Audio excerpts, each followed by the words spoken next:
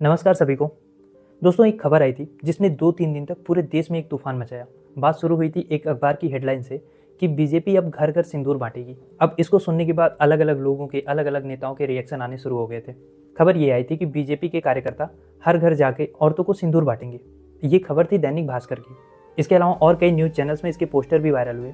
BJP के कई official प्रवक्ता जैसे शिवम त्यागी, के शर्मा, ये टीवी चैनलों पर बैठकर बाकायदा इस स्कीम को डिफेंड कर रहे थे। उन्होंने कहा कि सिंदूर तो हमारी संस्कृति का गौरव है, इसको बांटने में गलत क्या है। लेकिन भाई, जनता का मूड तो कुछ और था। सोशल मीडिया पर औरतें भड़क गई। वीडियो आया जिसमें वो कह रही थी कि हमारा सिंदूर हमारा पति देगा, बाकी कौन होता है देने वाला। कुछ ने तो यहाँ तक धमकी दी कि कोई सिंदूर लेकर आया तो वो लात जूते खाएगा। और इसके बाद आया ममता बनर्जी का सबसे तीखा बयान। दीदी ने कहा कि मोदी जी, अगर इतना ही शौक है सिंदूर बांटने का तो अपनी पत्नी को भेजो ना, बाकी औरतों को क्यों भेज रहे हो। अब ये सुनने के बाद हंगामा और बढ़ गया।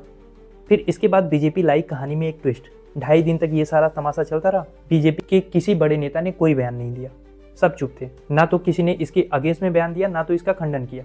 उसके बाद अचानक से बीजेपी के IT cell chief Amit Malviya और पार्टी के ऑफिशियल हैंडल ने ये ट्वीट किया कि ये सब फेक न्यूज़ थी। तो भाई, अगर ये फेक न्यूज़ थी तो 2.5 दिन तक इतनी खामोशी क्यों थी? स्कीम की वाटर टेस्टिंग कर रहे थे क्या? 28 तारीख को खबर आई, 30 तारीख तक इंतजार क्यों किया गया? अब दैनिक भास्कर कोई छोटा मोटा अखबार तो है नहीं। इसके अलावा बीजेपी के प्रवक्ता भी तो खुद इसको टीवी पे डिफेंड कर रहे थे। तो अगर ये स्कीम थी ही नहीं तो इसको तुरंत क्यों नहीं बोला गया, और इसको बीजेपी के प्रवक्ता टीवी पर डिफेंड क्यों कर रहे थे? दैनिक भास्कर कोई छोटा मोटा अखबार नहीं है। भारत का एक प्रमुख हिंदी अखबार है जिसका दैनिक सर्कुलेशन 4 मिलियन से ज़्यादा है। तो सवाल तो ये है कि क्या बीजेपी जनता का मूड भाप रही थी? क्या ये खबर जानबूझकर प्लांट की गई थी, ये देखने के लिए कि लोग इस पर रिएक्ट कैसे करते हैं? आप थोड़ा पीछे चलिए। ये सारी कहानी शुरू हुई थी ऑपरेशन सिंदूर से। आतंकवादियों ने कश्मीर में महिलाओं के सिंदूर छीने और इसके जवाब में भारत ने ऑपरेशन चलाया। जनता से लेकर विपक्ष ने सबने पूरा समर्थन दिया। हर कोई सरकार के साथ खड़ा था। लेकिन फिर इस नाम को लेकर बीजेपी ने एक नई सियासत शुरू कर दी। देश के कोने कोने में इतने बैनर्स, इतने पोस्टर, इतने सेल्फी पॉइंट ऑपरेशन सिंदूर के नाम पे और मोदी जी के चेहरे के साथ बेचे जा रहे हैं। यहाँ तक कि रेलवे की टिकटों पर ऑपरेशन सिंदूर का लोगो और मोदी जी की फोटो। मतलब एक जो हमारी मिलिट्री अकॉम्प्लिशमेंट है उसके नाम पे इतनी सियासत, इतना तमाशा क्यों किया जा रहा है? जनता तो ये जानना चाह रही है कि जो शहीद हुए थे उनके परिवारों का हाल लेने मोदी जी क्यों नहीं पहुंचे। उनको शहीद का दर्जा मिला कि नहीं मिला, उनको मुआवजा दिया गया या नहीं दिया गया।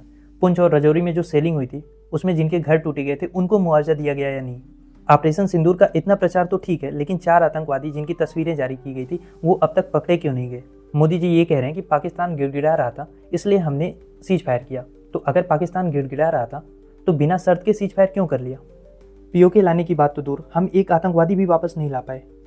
ऊपर से ट्रंप का बयान आए दिन आ रहा है कि मैंने भारत और पाकिस्तान के बीच में समझौता कराया। ट्रंप के इस बयान का भी मोदी जी ने डायरेक्ट खंडन नहीं किया। बस ऑपरेशन सिंदूर के बाद मोदी जी बिहार में और गुजरात में जन रैलियां करने में लगे हुए हैं। सियासत के चक्कर में संस्कृति को टूल बनाना ठीक नहीं है। सिंदूर औरतों के लिए पवित्र है, उसका मजाक नहीं बनना चाहिए, ना ही उस पर पॉलिटिक्स होनी चाहिए। बीजेपी ने शायद ये सोचा कि घर घर सिंदूर बांट देंगे तो जनता का वोट मिलेगा, लेकिन जनता का रिएक्शन बिल्कुल अपोजिट आया है।